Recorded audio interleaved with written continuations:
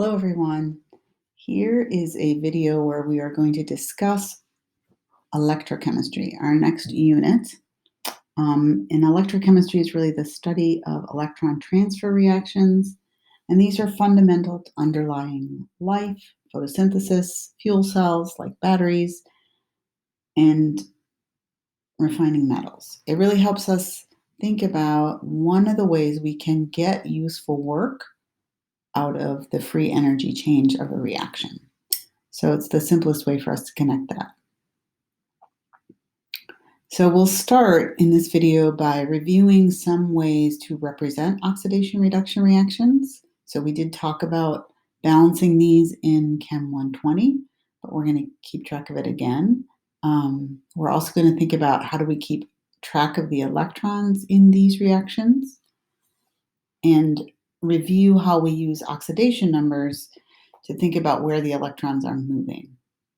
Changes in oxidation state help us think about where the electrons are going. At the end of this video, we're going to practice balancing redox reactions in acidic and basic conditions. So let's start with a little review of redox reactions. So remembering that oxidation is loss of electrons and reduction is gain of electrons.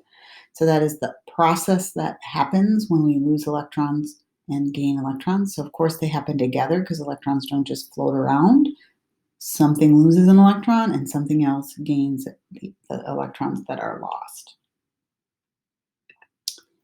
So we can balance these, but you have to keep track of not just the atoms in an equation. Like with our regular balancing of chemical reactions, we always keep track of the number of oxygens, the number of hydrogens, and other atoms, and going from reactions to products. We also have to keep track of the number of electrons.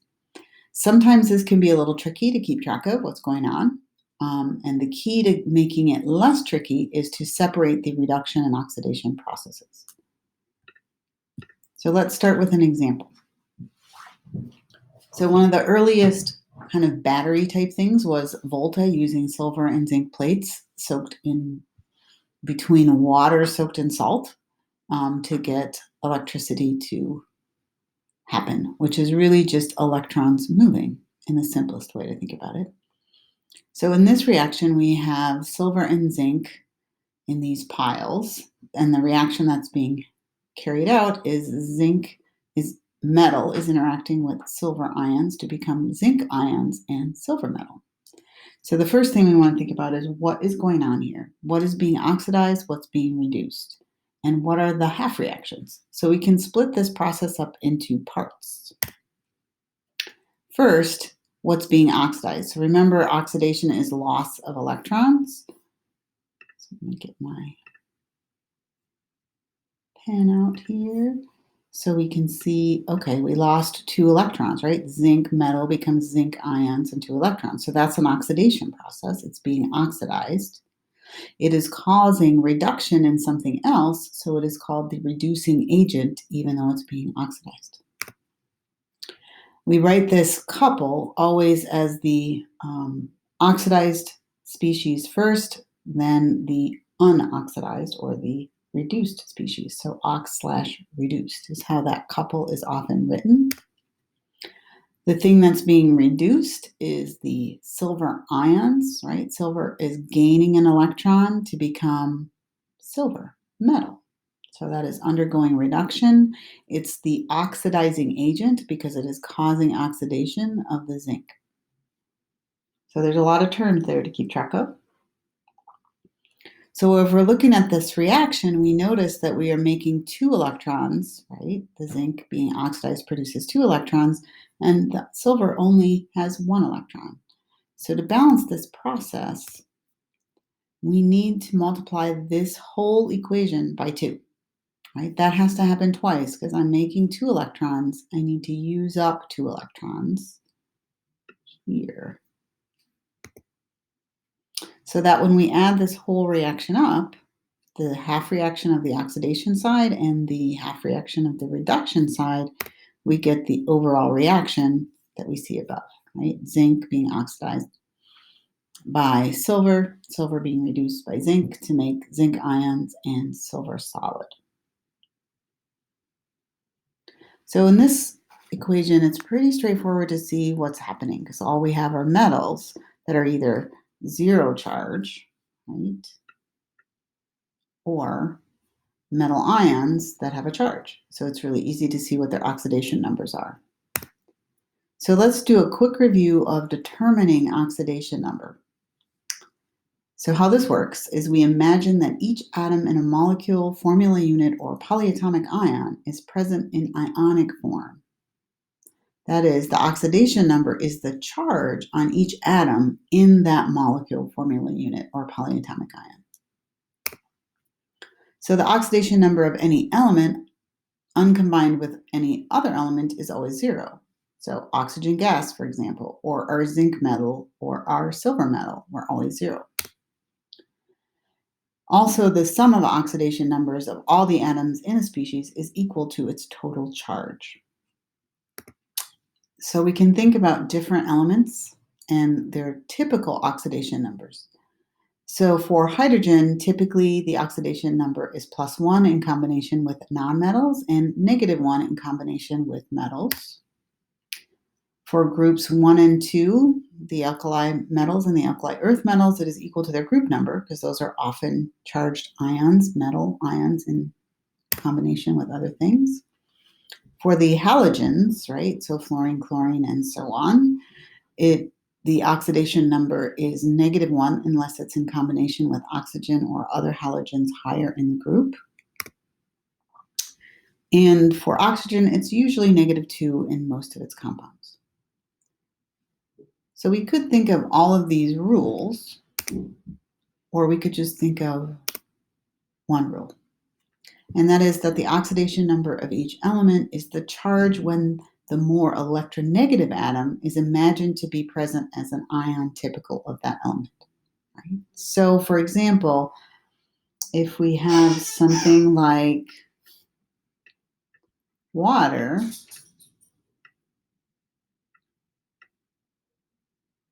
which is not charged, we would imagine that the oxygen would be -2, and the hydrogens, each one of them, would have a +1 oxidation number. Or if we have something like a metal, how about magnesium oxide, right? Oxygen is -2, and the magnesium would be +2. So all we need to think about really is what is present in the compound or polyatomic ion. Let's see, an example, polyatomic ion. Let's do permanganate, which is magnesium.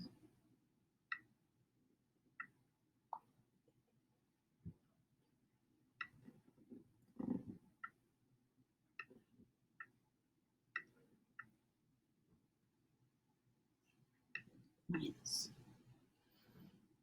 So keeping in mind that this is a transition metal element and can change oxidation number and oxidation state, we'll go with our oxygen. So each oxygen is -2. There's 4 of them. So let's multiply that by 4. All right, so that gives us -8. And the overall charge is -1. So if we have -8 equals -1 plus some unknown amount, that unknown amount has to be +7. So the oxidation state of the manganese is +7. Let's practice a few more of these together in this example. So we're going to find the oxidation numbers of sulfur, nitrogen, and chlorine in these species. So we'll start with sulfur, SO3 2-. So again, each oxygen is -2. So if oxygen's -2 and there are 3 of them, that's a total charge, and the total charge is equal to -2. Then the charge on the sulfur must be +4, right? 2 times 3 is 6, plus 4 is -2. For our nitrite ion, we can do the same thing. Again, oxygen is -2, so there are 2 of them, so that's -4. So the nitrogen must be +3 to get an overall -1 charge. And chloric acid, again, we're going to think, okay, this hydrogen is +1 because these are nonmetals, and oxygen is -2. So there's -2, but there are 3 of them, so that's -6 plus 1. Overall, there's no charge, 0 charge on this molecule, so the chlorine must be +5. So you may want to review in SmartWorks. There are several options to practice oxidation numbers to keep track of this because it'll come in very handy when we're balancing equations. Okay. So there are several steps that make balancing redox reactions in acidic and basic conditions more straightforward. So if we follow these rules, we should be just fine.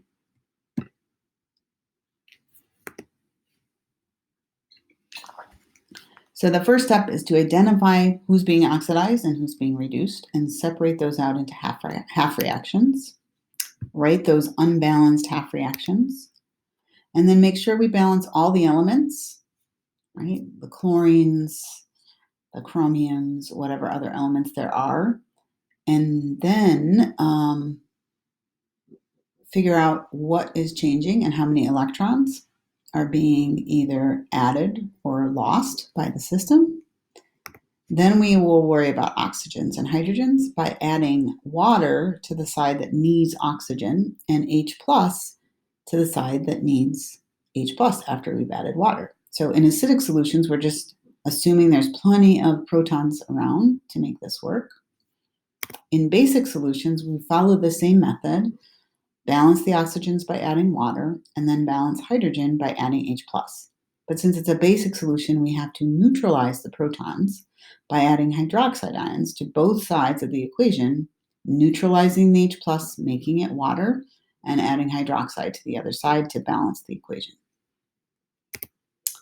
We want to make sure we check for charge balance. That's one way we can make sure we've done everything right in the previous steps. Then we need to balance the electrons in the half reactions. Like we did for the silver-zinc reaction, we needed to have twice as many silvers being reduced to account for the oxidation of the zinc.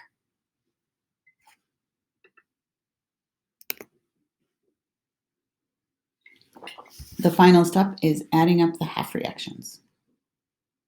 So we're going to do 2 examples really slowly, and then you will do an activity that has a few more. So in our first example, we have copper reacts with dilute nitric acid to form copper 2 nitrate and the gas nitric oxide. Write the net ionic equation for the reaction. So our first step is to translate this reaction into symbols. So here is my translation of that reaction. So we've got copper metal, copper solid, and nitric acid is a strong acid, so the H plus and the nitrate ions will be separate. And we're going to make NO gas and copper 2 ions. There'll still be some nitrate on the other side, but some of that we don't need to worry about. So our first step, remember, is to separate out what is happening. So we could start with the easy one. It looks like copper is losing 2 electrons. Right? So that's our oxidation step. Copper is being oxidized to copper 2 ions and electrons, 2 electrons. So there's one copper, there's one copper. This is already balanced, right? We don't need to worry about adding any water to that step. Our reduction step, now we have to think about that. So thinking about what must be happening. So there's no H plus on this side, so that's not changing. If we look at the oxidation numbers, we will see what's going on with the nitrogen. right? So remembering that, this, shoot, sorry about that, back step. I just want to write a -2 here, right, for each oxygen. And there are 3 of them, so that's -6. And I need an overall -1 charge, so my nitrogen here must be +5.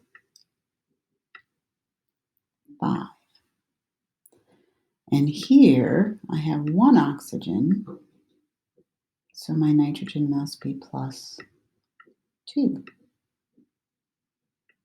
So it looks like my nitrogen went from +5 to +2. So it gained 3 negative electrons to go from +5 to +2. So we have our nitrate ion plus 3 electrons will give us our NO gas. So that's how we figure out the electron piece. Now we have to balance the rest of things, right? So nitrogen, nitrogen, 1 of each, but my oxygens are not balanced. So our rules say let's add water to balance the oxygen. So I have 3 oxygens on this side and 1 on this side, so I need 2 water molecules to balance the oxygens. But now I've got these extra hydrogens, so I need to balance those on the other side by adding H+. Right? So now I've added 4 H+. So now that is balanced. And if we think about charge balance, so we've got in this reaction, we have +2 and -2, which is no charge on this side. On this side, we don't have any charge, so hopefully it balances on this side. So we've got 1 negative here plus 3 more negatives here, so that's 4 total negative things and 4 total positive things, so we have charge balance on that side as well. So our next step is to balance the electrons in each of the half reactions so that we can add these together, right? So this process yields 2 electrons and this process takes 3 electrons. So we're going to have to multiply this first reaction by 3, and we're going to have to multiply this second reaction by 2, so we have a total of 6 electrons being transferred. So there's our multiply the first reaction by 3. We get 3 coppers, makes 3 copper ions and 6 electrons. And our second reaction by 2, we get 8 protons plus 2 nitrates, 6 electrons, 2 moles of NO gas, and 4 moles of water.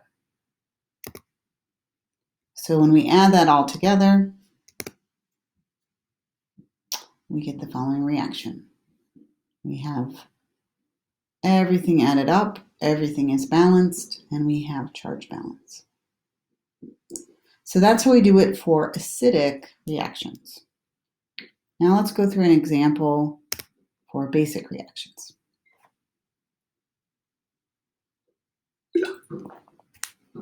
So here we have an alkaline, which means basic solution of hypochlorite ions reacts with solid chromium-3 hydroxide to produce aqueous chromate ions and chloride ions. Write the net ionic equation for this reaction.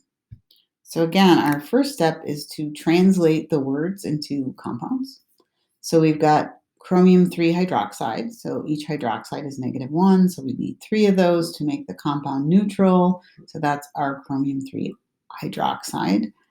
And it's hypochlorite ions, so that's the ClO minus. It's hypochlorite ions, and it's basic, so I'm just going to throw some hydroxide in there because I know there should be some. We'll worry about balancing that later. And we are making chromate ions, which is CrO42 minus, and chloride ions, which are Cl negative. Now we need to figure out what's going on. Who's being oxidized? Who's being reduced? So our chromium here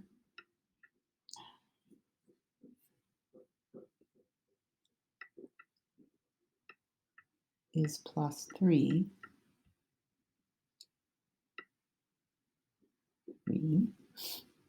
And our chromium here we see is, so each oxygen is -2. 2 times 4 is 8, so -8 has to equal -2. 2, so it goes to plus 6 over here. So our chromium lost 3 electrons. So our chromium is oxidized to chromium ion in our oxidation step. And our reduction step must be the chloride, right? So we look at the chlorine here. We have a -2 on oxygen adding up. So we have a plus 1 over here for our chloride. And over here it has a -1 charge. So it has a -1 oxidation state. So the chlorine must have added 2 electrons. So the chlorine is reduced by adding 2 electrons to make chloride ion.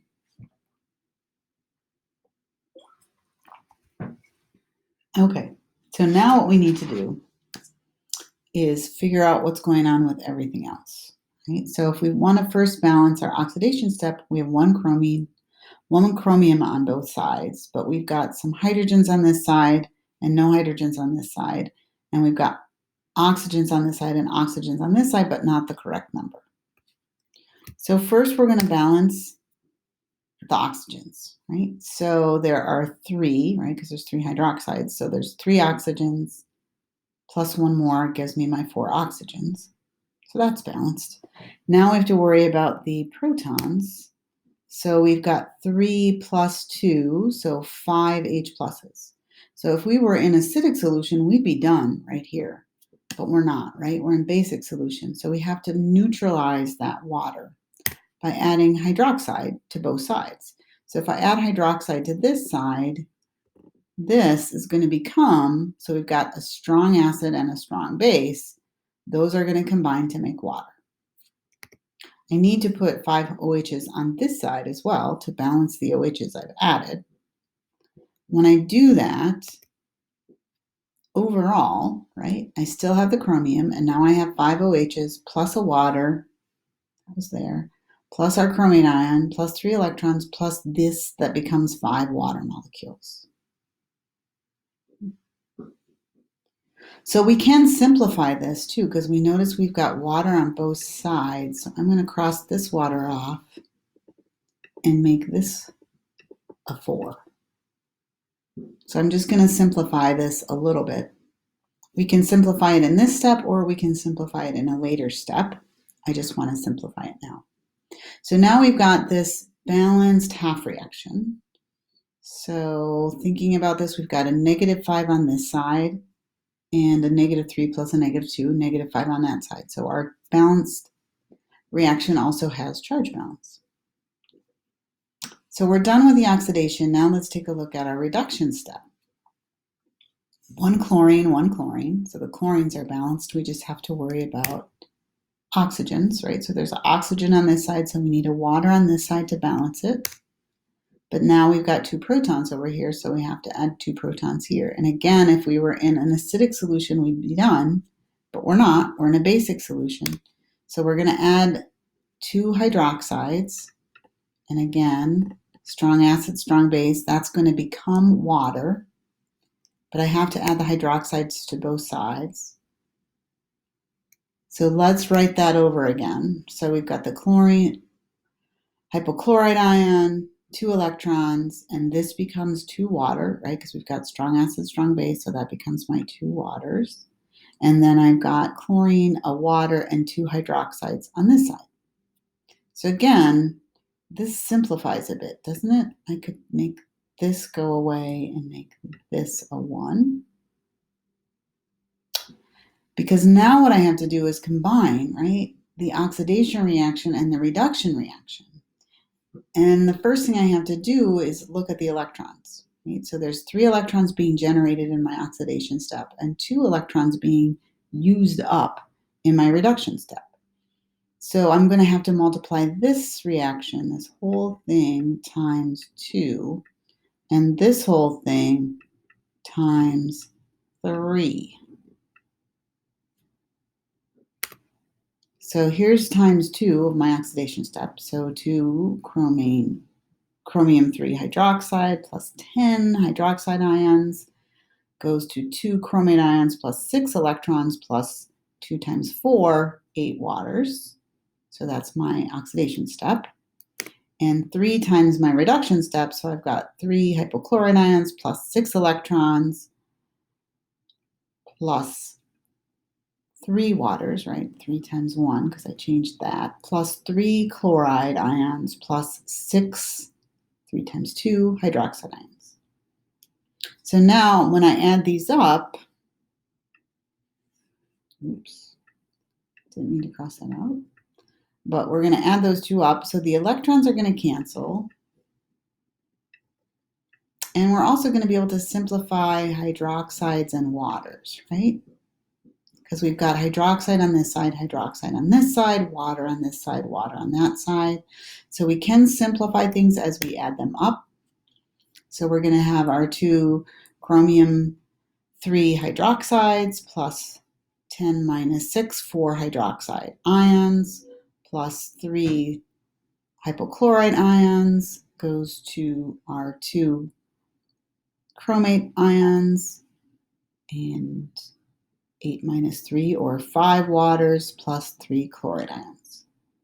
So you can see that this takes some work, and you just need to take it one step at a time to go through the balancing of the redox reaction in acidic or basic conditions. For practice, I would like you to complete activity 21 on Sakai. So what I've done is put a blank activity on Sakai in the resources folder, and I'm also making this live under exams and activities. So I will probably share this and send an email reminder when it's due, because I'm going to have this due on Wednesday, April 1st at 11 a.m. So this is kind of we did this in class and the activity is due the next day. So you should view this video no later than Monday and complete the activity no later than Wednesday. If you've got questions, join a meet. Talk to you soon. Bye.